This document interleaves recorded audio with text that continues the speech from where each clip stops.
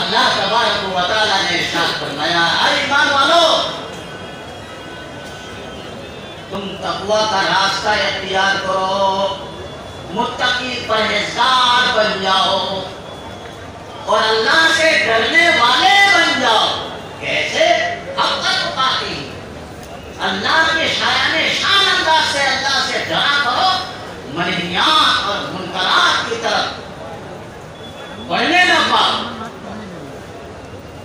منکرات اور منہیات سے اپنے آپ کو دور رکھنا ہے تقوی۔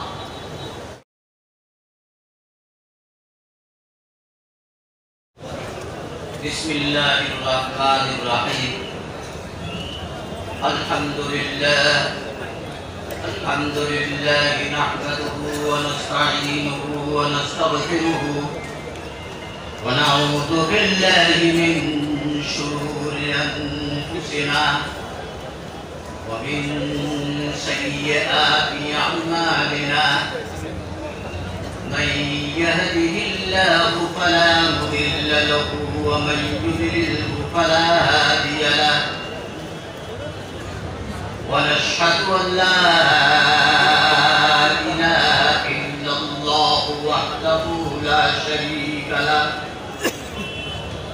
ونشهد أن سيدنا ونبينا وشفيعنا وسندنا وإمامنا ومولانا محمدا عبده ورسوله صلى الله عليه وعلى آله وأصحابه وبارك وسلم تسليما كثيرا كثيرا، أما بعد، فأعوذ بالله من الشيطان الرجيم، بسم الله الرحمن الرحيم۔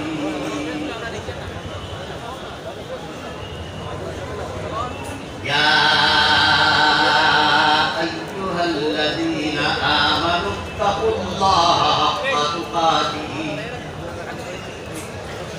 ولا تموتن إلا وأنتم مسلمون۔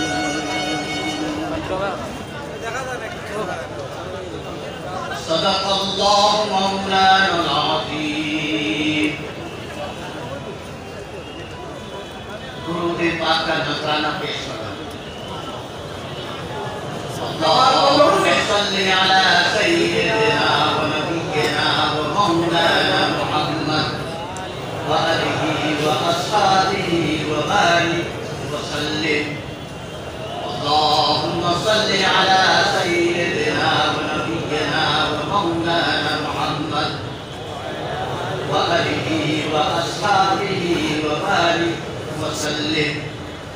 یا رب صل وسلم دائما ابدا على حبیبک خیر الخلق كلهم۔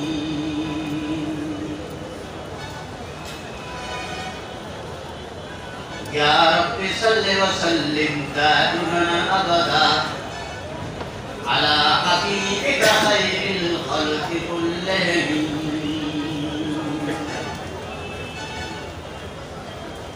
بھائی اور بزرگوں، نوجوان احباب، دور سے قریب سے تشریف لائے ہوئے مہمانان اعزاز، اسٹیج پر تشریف فرما علماء کرام، مشائخ اکرام، محدثین اکرام، سب سے گزارش یہ ہے کہ دعا فرمائیے۔ مجھے آدھا پون گھنٹہ کا وقت دیا گیا ہے، اس مختصر وقت کے اندر اللہ تبارک و تعالیٰ میری زبان سے کچھ ایسی باتیں کہلوا دیں جو میرے لیے، آپ کے لیے، ہم سب کے لیے ہدایت کا ذریعہ۔ میں نے جو آیت شریفہ تلاوت کی ہے اس سے متعلق گفتگو کرنے سے پہلے دو حدیثیں سناتا ہوں۔ پہلی حدیث شریف حضرت امام احمد بن حنبل علیہ الرحمہ نے حدیث میں کتاب لکھی ہے، اس کا نام ہے مسند امام احمد بن حنبل۔ اس میں 28,199 حدیثیں ہیں، ان میں سے 21,924 نمبر حدیث شریف میں آپ کے سامنے پیش کرنے جا رہا ہوں۔ شاید یہ حدیث شریف موقع محل کے مطابق ثابت ہے۔ حضرت نعمان بن بشیر رضی اللہ تعالی عنہ اور حضرت زید بن ثابت رضی اللہ تعالی عنہ، ان دونوں جلیل القدر صحابہ سے مشترکہ طور پر یہ حدیث شریف مروی ہے جو میں آپ کے سامنے پیش کرنے جا رہا ہوں۔ سرور کائنات صلی اللہ علیہ وسلم نے فرمایا، ثلاث لا يغل علیہن قلب مومن، ثلاث لا يغل علیہن قلب مومن۔ تین باتیں ایسی ہیں، تین چیزیں ایسی ہیں، ان تین باتوں کے بارے میں، تین چیزوں کے بارے میں کسی مومن کا دل دھوکے اور فریب میں مبتلا نہیں ہو سکتا۔ انتہائی سچی باتیں ہیں۔ وہ تین باتیں کیا؟ نمبر 1، آقا نامدار علیہ السلام نے ارشاد فرمایا، اخلاص العمل للہ تعالی، جو بھی کام کرو اللہ اور رسول کو راضی کرنے کے لیے خلوص للہیت کے ساتھ کرو۔ ہر کام کے اندر خلوص للہیت ہونی چاہیے، ہمارے اندر اخلاص ہونا چاہیے۔ اگر ہم یہاں پر اخلاص کے ساتھ بیٹھے ہیں، اس کا اجر اللہ تبارک و تعالیٰ اپنے شایان شان اللہ سے عطا فرمائے۔ جو کام بھی ہم کریں خلوص للہیت سے کریں، اللہ کو راضی کرنے کے لیے کریں۔ اخلاص العمل للہ تعالی۔ مجھے آیت کریمہ سے متعلق بھی چند حدیثیں آپ کے سامنے پیش کرنے کا ارادہ ہے، اسی لیے زیادہ تشریح نہیں کرنی، حدیث پاک کا ترجمہ پیش کرنا ہے۔ دوسری چیز آقا نامدار علیہ السلام نے یہ ارشاد فرمایا، وَمُنَاصَحَةُ أُولَاتُ الْمُسْلِمِينَ، وَمُنَاصَحَةُ أُولَاتُ الْمُسْلِمِينَ، مسلمانوں کے دینی ذمہ دار کے ساتھ، مسلمانوں کے دینی سربراہ کے ساتھ خیر خواہی کا معاملہ کرنا، اس کا تعاون کرنا ہے، اس کی حمایت کرنی ہے، کبھی اس کی مخالفت نہیں کرنی۔ وَمُنَاصَحَةُ أُولَاتُ الْمُسْلِمِينَ، مسلمانوں کے دینی ذمہ دار کے ساتھ، مسلمانوں کے دینی سربراہ کے ساتھ خیر خواہی اور رواداری کا معاملہ کرنا ہے اور اس کی حمایت میں لگے رہنا ہے۔ اگر تم یہ کام کرو گے تو تم کسی قسم کے دھوکے اور فریب میں مبتلا نہیں ہو سکتے۔ تیسری چیز آقا نامدار علیہ السلام نے ارشاد فرمایا، وَلُزُومُ جَمَاعَةِ الْمُسْلِمِينَ، مسلمانوں کے سواد اعظم، مسلمانوں کی بڑی جماعت کو لازم پکڑنا۔ حضرت سید الکونین علیہ السلام نے کسی سفیر ہدایت امت کے سامنے پیش فرمایا، اور آج ہم دیکھ رہے ہیں کہ آسام کے ان علاقوں میں حضرت اقدس مولانا عبدالجلیل چودھری صاحب رحمۃ اللہ علیہ کے زمانہ سے حضرت شیخ الاسلام مولانا حسین احمد مدنی علیہ رحمہ کی سرپرستی میں یہاں سلسلہ شروع ہوا ہے، کام کا سلسلہ شروع ہوا۔ انہوں نے یہاں پر عمارت شریعہ قائم فرمائی اور امیر شریعت کے اشارے پر آسام کا ایک بڑا حصہ جمع ہو جاتا، لزوم جماعت المسلمین ومناصحۃ غلاة المسلمین۔ حضور نے فرمایا مسلمانوں کی دینی سربراہ کے ساتھ خیرخواہی کا معاملہ کرنا، ان کے ساتھ رواکاری کا معاملہ کرنا ہے۔ مناصحۃ غلاة المسلمین کا منظر نظر آتا ہے، ولزوم جماعت المسلمین کا منظر بھی یہاں نظر آتا ہے۔ یہاں چند سال پہلے باہر کھیتوں میں ایک بڑا اجتماع ہوا ہے اس مدرسہ کا، ایسا بڑا اجتماع ہوا جیسا کہ بڑے تبلیغی اجتماع ہے، ماشاءاللہ۔ ہاں، حضرت اقدس مولانا طیب الرحمن صاحب رحمۃ اللہ علیہ کی سرپرستی میں وہ اجتماع ہوا اور اسی مدرسہ کا اجتماع ہوا، اور پورے ہندوستان کے اندر کسی مدرسہ کا اجتماع ہم نے کہیں بھی اتنا بڑا کبھی کہیں نہیں دیکھا۔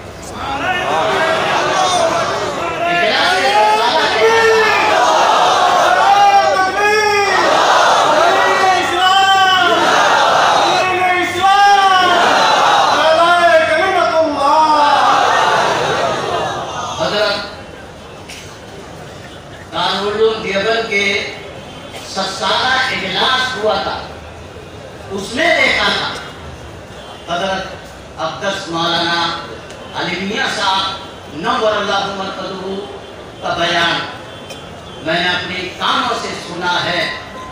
اسٹیج کے اتنے قریب پر میں کھڑا ہو گیا تھا، وہاں بیٹھنے کی جگہ ہی نہیں تھی، سب کھڑے تھے۔ مولانا علی میاں صاحب رحمۃ اللہ علیہ کا جملہ تھا کہ اگر گستاخی نہ ہو میں یہ کہنے کی جرات کروں گا کہ آج مجھے میدان عرفات کا منظر نظر آ رہا ہے۔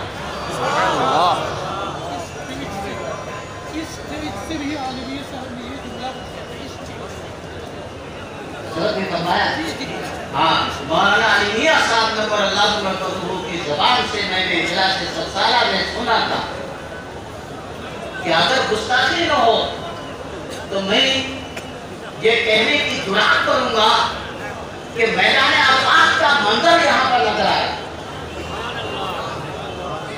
کہ ایک مدرسہ کا جلسہ میں نے دارالعلوم دیوبند کے 7 سالہ اجلاس کے بعد پہلی مرتبہ دیکھا تھا۔ وہ میدان میں جو بڑا ہے ملوہ میں جو بڑا اجتماع ہوا تھا، یہ اجتماعات کیسے ہوئے؟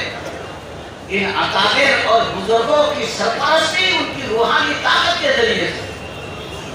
حضرت شیخ الاسلام مولانا حسین احمد مدنی علیہ رحمہ کے اجل خلفاء میں سے تھے حضرت مولانا عبدالجلیل چودھری صاحب رحمۃ اللہ علیہ، اور ان کے زمانہ سے یہاں عمارت شریعہ کا سلسلہ اور امیر شریعت کا سلسلہ جاری ہے، اور یہ تیسرے نمبر کے امیر تشریف فرما ہے ان کے بعد۔ تو ماشاءاللہ اس حدیث شریف کا پورا منظر یہاں نظر آتا ہے۔ مناصحۃ غلاة المسلمین ولزوم جماعت المسلمین، پیغمبر علیہ السلام کا ارشاد۔ بڑی خوشی ہوتی ہے، اور اس سال میں کہیں گیا نہیں، لیکن جب یہاں سے فون گیا کہ تجھے آنا ہے تو میں نے بلا کسی عذرخواہی کے منظور کر دیا یہاں کے اجلاس، یہاں کی شرکت کے لیے میں نے فوراً منظوری دی۔ تو الحمدللہ ان حضرات کے روحانی طاقت کے ذریعے سے جو مسلمانوں کو فائدہ پہنچ رہا ہے وہ ناقابل فراموش ہے. الحمدللہ الحمدللہ. اور ہمارے یو پی میں دارالعلوم دیوبند میں جامعہ قاسمیہ مدرسہ شاہی میں اس علاقے کے طلبہ کثرت کے ساتھ وہاں تعلیم حاصل کرتے ہیں. میں یہاں آتا ہوں ایک بڑی جماعت میرے ساتھ ہو جاتے ہیں وہ طلبہ جو ہمارے پاس وہاں پڑھتے ہیں. ماشاءاللہ یہ ان بزرگوں کی روحانی طاقت کا نتیجہ. دوسری حدیث شریف میں آپ کو سناتا ہوں. میں نے آپ حضرات سے درود پاک کا نذرانہ پیش کرنے کے لیے گزارش کی. اس سلسلے میں ایک حدیث شریف سناتا ہوں. حضرت امام طبرانی علیہ الرحمہ نے المعجم الاوسط میں 9489 حدیثیں نقل فرمائی ہیں. ان میں سے 7235 نمبر حدیث شریف میں آپ کے سامنے اس سلسلے میں پیش کرنا چاہتا ہوں. ہو سکتا ہے کسی کو توفیق ہو جائے. خادم رسول حضرت انس بن مالک رضی اللہ تعالی عنہ سے یہ حدیث پاک مروی ہے. آقا نامدار سید الکونین علیہ السلام نے ارشاد فرمایا من صلی علیہ واحدۃ صلی اللہ علیہ عشرہ. جو شخص سرور کائنات صلی اللہ علیہ وسلم کی بارگاہ میں صرف ایک مرتبہ درود پاک کا نذرانہ پیش کرے گا اللہ تبارک و تعالی عرش معلا سے اس کے اوپر 10 مرتبہ رحمت نازل فرماتا. سبحان اللہ. اور فرمایا ومن صلی علیہ عشرہ صلی اللہ علیہ مئہ. جو شخص بارگاہ نبوت میں 10 مرتبہ درود پاک کا نذرانہ پیش کرے گا 10 مرتبہ نذرانہ عقیدت پیش کرے گا اللہ تبارک و تعالی عرش معلا سے اس کے اوپر 100 مرتبہ رحمت نازل فرماتا. اور فرمایا ومن صلی علیہ مئہ كتب الله بين عينيه براءة من النفاق وبراءة من النار وأسكنه الله يوم القيامة مع الشهداء أو كما قال عليه الصلاة والسلام. فرمایا حضرت سید الکونین علیہ السلام نے کہ جو شخص بارگاہ نبوت میں 100 مرتبہ درود پاک کا نذرانہ پیش کرے گا اللہ تبارک و تعالی کی طرف سے اس کے لیے 3 بشارتوں کا اعلان ہے. پہلی بشارت كتب الله بين عينيه براءة من النار. اللہ تبارک و تعالی اس کی دونوں آنکھوں کے درمیان اس کی پیشانی پر جہنم کے فتنے اور جہنم کے عذاب سے حفاظت کی مہر لگا دے. دوسری بشارت حضرت سید الکونین علیہ السلام نے یہ پیش فرمائی كتب الله بين عينيه براءة من النفاق. اللہ تبارک و تعالی اس کی دونوں آنکھوں کے درمیان اس کی پیشانی پر دنیا کے فتنے اور دنیا کے نفاق سے حفاظت کی مہر لگائے اور جہنم کے عذاب سے حفاظت کی بھی مہر لگا دیتے ہیں. دنیا کے نفاق اور دنیا کے فتنے سے بھی حفاظت کی مہر لگا دیتے ہیں. تیسری بشارت وَأَسْكَنَهُ اللَّهُ يَوْمَ الْقِيَامَةِ مَعَ الشُّهَدَاءِ. اللہ تبارک و تعالی قیامت کے دن اسے شہیدوں کے ساتھ اٹھائیں گے, شہیدوں کا درجہ عطا فرمائیں گے, شہیدوں کا مقام عطا فرمائیں گے. سرور کائنات صلی اللہ علیہ وسلم کی بارگاہ میں درود پاک کا نذرانہ پیش کرتے جاؤ اور اللہ کی طرف سے اس قدر انعامات تقسیم ہو. ہمارا فرض بنتا ہے ہم بارگاہ نبوت میں نذرانہ عقیدت پیش کرتے رہا کریں اور اللہ کی طرف سے انعامات تقسیم ہو رہے ہیں. اسی وجہ سے ہمارے سلوک کے بزرگوں کے یہاں جب کوئی بیعت ہونے کے لیے جاتا ہے اسے تو پہلا سبق دیا جاتا ہے. اس میں 3 چیزوں کی تلقین کی جاتی ہے. نمبر 1 روزانہ 100 مرتبہ درود پاک کا نذرانہ پیش کیا کریں. اور دوسری چیز روزانہ 100 مرتبہ استغفار کا وظیفہ پڑھیں. اس کا کیا فائدہ ہے؟ ترمذی شریف جلد 2 صفحہ 177 پر حضرت ابو سعید خدری رضی اللہ تعالیٰ عنہ کی روایت ہے. یہ محدثین کرام یہ پڑھاتے رہتے ہیں. آقا نامدار سید الکونین علیہ السلام نے ارشاد فرمایا کہ جو شخص عشاء کی نماز کے بعد سونے سے پہلے اپنے بستر پر جا کر کے صرف 3 مرتبہ یہ استغفار پڑھے گا استغفر اللہ الذی لا الہ الا هو الحی القیوم واتوب الیہ. استغفر اللہ الذی لا الہ الا هو الحی القیوم واتوب الیہ. غفر عنہ ما تقدم من ذنبہ. یہ درود شریف صرف 3 مرتبہ پڑھنے کے نتیجے میں ماقبل کے سارے گناہ کا معاف فرما دیتے. اور فرمایا وَلَوْ كَانَ ذُنُوبُهُ مِثْلَ زَبَدِ الْبَحْرِ. اگرچہ تمہارے گناہوں کی کثرت اس قدر زیادہ ہو جیسے کہ سمندر کی جھاگ ہے تب بھی اللہ تبارک و تعالیٰ تمہارے گناہ معاف کرنا. اور فرمایا وَلَوْ كَانَ ذُنُوبُهُ مِثْلَ وَرَقِ الشَّجَرِ.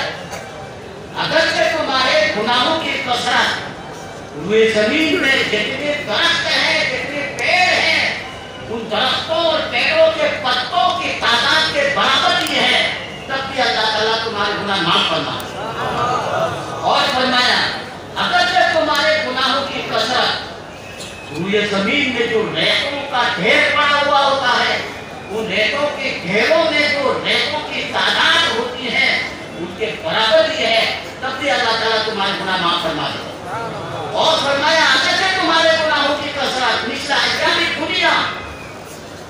تمہارے گناہوں کی کثرت اس قدر ہے کہ جب سے اللہ تبارک و تعالیٰ نے کائنات کو پیدا فرمایا تھا اس وقت سے لے کر کے قیامت تک جتنے ایام جتنے دن جتنے راتیں آئیں گی ان کی تعداد کے برابر ہی ہے تب بھی اللہ تعالیٰ تمہارے گناہ معاف فرما دے. کوئی سوال طالب علمانہ طور پر کر سکتا ہے کہ گناہ کبیرہ کے معافی کے لیے تو توبہ لازم ہے. یہاں تو کہا جا رہا ہے کہ 3 مرتبہ استغفار پڑھ لیا ہے تو گناہ سارا معاف ہو گیا. بھائیو استغفار میں کیا ہوتا ہے؟ استغفار میں توبہ ہوتی ہے اور توبہ میں استغفار ہی ہوتا. یہ استغفار خود توبہ ہے. پچھلے امام ترمذی رحمۃ اللہ علیہ نے اس حدیث شریف کے بارے میں فرمایا ھذا حدیث حسن. اچھے اعلیٰ درجہ کی حدیث شریف ہے. کہ دوسری چیز ہمارے اکابر اور بزرگوں کی یہاں یہ ہے استغفار 100 مرتبہ استغفار پڑھنے کی تلقین کی جائے. جب 3 مرتبہ پڑھنے کے نتیجے میں اس قدر گناہ معاف ہو جاتے ہیں 100 مرتبہ روزانہ پڑھا جائے تو کس قدر گناہ معاف ہو جائیں گے. تیسری چیز آقا نامدار علیہ السلام نے ارشاد فرمایا کہ روزانہ 100 مرتبہ تیسرا کلمہ پڑھو. یہ تلقین ہمارے بزرگان دین کیوں کرتے ہیں؟ اس سے کیا فائدہ ہے؟ ترمذی شریف جلد 2 صفحہ 184 پر حضرت عبداللہ ابن مسعود رضی اللہ تعالیٰ عنہ کی روایت ہے. آقا نامدار سید الکونین علیہ السلام نے ارشاد فرمایا لقیت ابراہیم علیہ السلام لیلتا اسریت، آقا انعامدار علیہ السلام فرماتے ہیں کہ لیلۃ الاسراء میں، شب معراج میں حضرت سیدنا ابراہیم علیہ السلام سے میری ملاقات ہوئی، اور اس ملاقات کے بعد واپسی میں حضرت ابراہیم علیہ السلام نے مجھ سے فرمایا کہ آپ اپنے امت میں واپس تشریف لے جا رہے ہیں، میری طرف سے آپ اپنی امت کے لیے وہ تحفہ لے کے جائیے۔ حضرت سیدنا ابراہیم علیہ السلام اس امت محمدیہ کے لیے کیا تحفہ پیش فرما رہے ہیں؟ اس امت محمدیہ کے لیے کیا تحفہ پیش فرما رہے ہیں؟ دو تحفہ پیش فرمایا۔ پہلا تحفہ فرمایا حضرت سیدنا ابراہیم علیہ السلام نے، اقرأ امتک منی السلام۔ پہلا تحفہ، آپ اپنے امت کے سامنے میری طرف سے سلام کا تحفہ پیش فرما دو۔ ہم سب حضرت ابراہیم علیہ السلام کی بارگاہ میں وعلیکم السلام کہتے ہیں۔ اتنی بڑی بات ہے، حضرت سیدنا ابراہیم علیہ السلام نے اس امت محمدیہ کے لیے سلام کا تحفہ پیش فرمایا۔ اور دوسرا تحفہ کیا پیش فرمایا؟ فرمایا آقا انعامدار علیہ السلام نے حضرت سیدنا ابراہیم علیہ السلام نے فرمایا، وَأَخْبِرْهُمْ أَنَّ الْجَنَّةَ طَيِّبَةُ التُّرْبَى عَذَبَةُ الْمَاءِ وَأَنَّهَا الطِّعَامُ وَأَنَّ غِرَاسَهَا سُبْحَانَ اللَّهِ وَالْحَمْدُ لِلَّهِ وَلَا إِلَٰهَ إِلَّا اللَّهُ وَاللَّهُ أَكْبَرُ۔ حضرت سیدنا ابراہیم علیہ السلام نے فرمایا کہ آپ اپنے امت کے سامنے اس بات کا اعلان فرما دے کہ جنت کی سرزمین صاف شفاف ہے، عذبۃ الماء، وہاں کا پانی بے انتہا میٹھا ہے، وَأَنَّهَا قِيعَانٌ، اور جنت کی سرزمین صاف چپاٹ ہے، اس میں کوئی چیز اگی ہوئی نہیں۔ حدیث صحیح ہے، حدیث صحیح پیش کر رہا ہوں، وہاں کوئی چیز اگی ہوئی نہیں ہے۔ وَأَنَّ غِرَاسَهَا سُبْحَانَ اللَّهِ وَالْحَمْدُ لِلَّهِ وَلَا إِلَٰهَ إِلَّا اللَّهُ وَاللَّهُ أَكْبَرُ۔ جو شخص اپنی جنت میں باغ لگانا چاہے تو یہ کلمہ پڑھتا چلا جائے، جنت کے اندر اس کے لیے باغ تیار ہوتا جائے۔ جب روزانہ 100 مرتبہ یہ کلمہ پڑھا جائے گا تو اس کے لیے جنت کے اندر کس قدر باغات تیار ہو جائیں گے۔ ایک دفعہ درود پاک کا نذرانہ پیش اور فرمائی تو سلوک کے بزرگوں کی یہاں 3 چیزیں، یہ 3 چیزوں کی پہلی تلقین ہے، روزانہ 100 مرتبہ درود پاک کا نذرانہ پیش کیا جائے، روزانہ 100 مرتبہ استغفار کا وظیفہ پڑھا جائے، روزانہ 100 مرتبہ یہ تیسرا کلمہ سبحان اللہ والحمد للہ ولا الہ الا اللہ واللہ اکبر پڑھا جائے۔ ایک دفعہ درود پاک کا نذرانہ پیش فرمائیے، اللہم صلی علی سیدنا ونبینا ومولانا محمد وآلہ وصحبہ وبارک وسلم، یا رب صلی وسلم دائما ابدا علی حبیبک خیر الخلق کلہم۔ میں نے دعائیں کے شریفہ تلاوت کی ہے، یا ایھا الذین آمنوا اتقوا اللہ حق تقاتہ ولا تموتن الا وانتم مسلمون۔ اللہ تبارک و تعالیٰ نے ارشاد فرمایا، اے ایمان والو، تم تقوی کا راستہ اختیار کرو، متقی پرہیزگار بن جاؤ اور اللہ سے ڈرنے والے بن جاؤ۔ کیسے؟ حق تقاتہ، اللہ کے شایان شان انداز سے اللہ سے ڈرا کرو، منہیات اور منکرات کی طرف بڑھنے نہ پاؤ، منکرات اور منہیات سے اپنے آپ کو دور رکھنا ہے۔ تقویٰ ہمارے ان مدارس میں دو چیزیں ایک ساتھ چلتی ہے۔ ہمارے طلباء کو دو چیزوں کی تربیت دی جاتی ہے، ایک علوم دینیہ کی تعلیم دی جاتی ہے اور دوسرا تقویٰ کی تربیت دی جاتی ہے۔ یہ دونوں چیزیں ہمارے بر صغیر کے مشائخ اور بزرگوں کی خصوصیت ہے۔ ہندوستان، بنگلہ دیش، پاکستان، افغانستان، یہ بر صغیر کے بزرگوں کی خصوصیت ہے۔ آپ بر صغیر سے باہر جائیں گے دونوں چیزیں آپ کو نہیں ملیں گی۔ تعلیمی ادارہ ہے، بہت بڑا ادارہ ہے، اس میں تعلیم ہو رہی ہے، تقویٰ کا نام و نشان نہیں۔ میں آپ کو ایک واقعہ سناتا ہوں۔ میرے دوست حضرت مولانا محمد خالد صاحب رحمانی، خالد سیف اللہ رحمانی،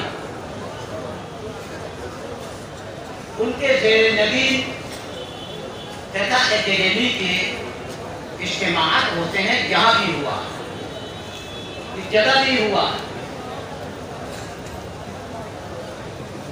گجرات میں ایک بہت بڑا مدرسہ ہے، جامعہ علوم القرآن جموں سر، بہت بڑا ادارہ ہے۔ اس میں انہوں نے جدید اجتماع بلایا، جدید سیمینار بلایا۔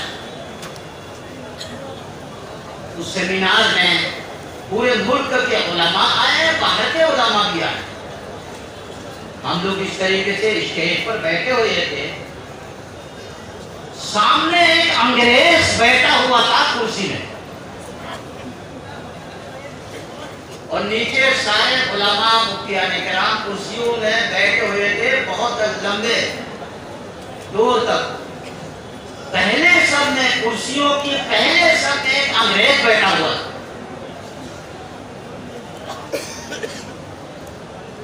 ایسا ہاتھ آستین کے پہن رکھا تھا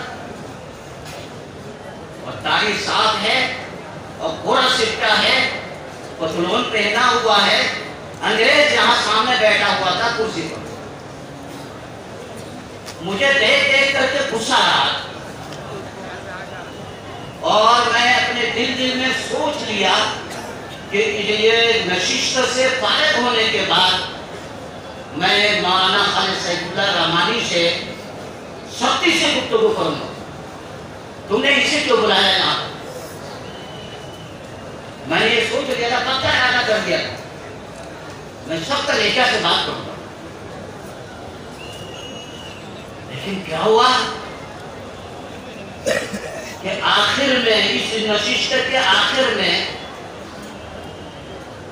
اسے بلایا گیا، یہاں کھڑے ہو کر کے وہ بیان کرنے لگے۔ قرآن اور حدیث سے ایسے ایسے استدلالات اس شخص نے پیش کیے، ہم حیران رہے۔ تو معلوم ہوا سعودی عرب کے دارالسلطنت ریاض ہے، ریاض یونیورسٹی کے سب سے بڑے فقہ کا استاد ہیں، فقہ کا استاد ہے۔ جو ہمارے یہاں فقہ کی کتابیں پڑھائی جاتی ہیں، ہدایہ ہے اور قدوری ہے، شعبقایہ ہے، در مختار ہے، یہ پڑھنے فقہ کی جس سے فتویٰ لکھا جاتا ہے۔ تو ریاض یونیورسٹی کے سب سے بڑا مفتی ہے، سب سے بڑا مفتی ہے، جامعہ ازہر مصر کا خالد ہے، اور اس کا نام ہے عبدالحدیث، جسے ہم نے مسلمان بھی نہیں سمجھا تھا۔ وہ اتنا بڑا عالم ہے، کیوں ہے بھائی؟ صرف تعلیم ہے، تربیت کچھ نہیں ہے۔ وہاں تقویٰ کی تربیت نہیں دی جاتی ہے، ہمارے ہندوستان کے مدارس میں، پاکستان کے مدارس میں، بنگلہ دیش کے مدارس میں، افغانستان کے مدارس میں تعلیم کے ساتھ ساتھ تقویٰ کی برابر کے ساتھ تقویٰ کی تعلیم دی جاتی ہے، تربیت دی جاتی ہے۔ ہمارے طلباء کو دیکھو، ان کے چہروں سے نور ٹپکتا ہے۔ ہمارے مدارس کے طلباء کے چہروں سے آپ دیکھیں گے کہ نور ٹپکتا ہے، حضرات صحابہ کرام کا منظر نظر آتا ہے۔ ہمارے مدارس کے طلباء کے چہروں سے یہ نعمت اللہ تبارک و تعالیٰ نے عطا فرمایا۔ ہمارے یہاں کے طلباء کے سروں پر ننگے سر کوئی نہیں ہوتا ہے، سروں پر ٹوپی یا پگڑی ہوتی ہے۔ ہمارے یہاں کے طلباء نماز نہیں چھوڑ سکتے، ہمارے یہاں کے طلباء داڑھی نہیں کٹوا سکتے، ہمارے یہاں کے طلباء بیڑی نہیں پی سکتے، سگریٹ نہیں پی سکتے۔ وہاں جا کر کے دیکھو، بیڑی، سگریٹ، داڑھی، منڈا صاف ایسا ہی آپ کو ایسے نظر آئیں۔ اتنا بڑا عالم جن کے بیان سن کر کے ہم لوگ تیاری کر کے گئے ہوئے تھے، مقالے لے کر کے گئے تھے ہم لوگ اس کے بیان سن کر کے حیران رہ گئے، جس کو ہم نے مسلمان نہیں سمجھا تھا۔ وجہ کیا ہے کہ وہاں صرف تعلیم ہے، تربیت نہیں ہے، تقویٰ کی تربیت نہیں۔ ہمارے یہاں الحمدللہ تقویٰ کی تربیت ہے۔ ہمارے یہاں کے طلباء نماز نہیں چھوڑ سکتے، ہمارے یہاں کے طلباء کے سروں پر ٹوپی، پگڑی اور شرعی لباس ہے۔ ان کے چہرے کو دیکھو، خدا یاد آئے، فرشتوں کی جماعت ہے۔ تو ہماری مدارس کے اندر تعلیم کے ساتھ ساتھ تقویٰ کی تربیت بھی دی جاتی ہے۔ یا ایھا الذین آمنوا اتقوا اللہ حق تقاتہ ولا تموتن الا وانتم مسلمون۔ فرمایا اللہ تبارک و تعالیٰ نے کہ اس تعلیم کا مقصد صرف تعلیم نہیں ہے، اس تعلیم کا مقصد تقویٰ ہے، اصل چیز ہے تقویٰ۔ تقویٰ کا ہو تو کچھ بھی نہیں۔ وَلَا تَمُوتُنَّ إِلَّا وَأَنْتُمْ مُسْلِمُونَ۔ اللہ تبارک و تعالیٰ نے کس حسد کے ساتھ فرمایا ہے، کس طاقت سے فرمایا ہے، تمہیں دنیا سے جانا نہیں ہے، ہاں تمہیں اس دنیا سے جانا نہیں ہے، پکے سچے مسلمان بن کر کے یہاں سے جانا ہے۔ اللہ سے دعا فرمائے کہ اللہ تعالیٰ ہمیں پکے سچے مسلمان بنائے۔ وآخر دعوانا الحمدللہ رب العالمین۔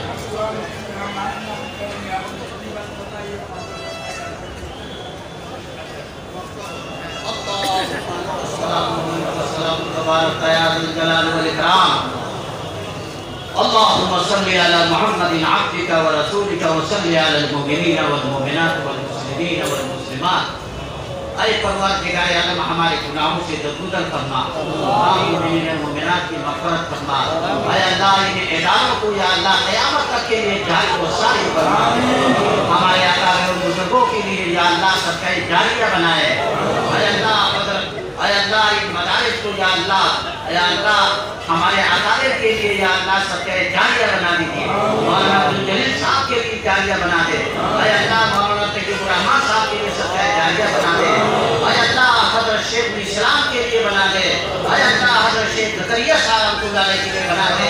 اے اللہ حضرت شیخ ہند کے لیے بنا دے، حضرت تانوتوی کے لیے بنا دے، حضرت گنگوہی کے لیے بنا دے، حضرت مولانا خلیل احمد صاحب رحمۃ اللہ علیہ کے لیے بنا دے۔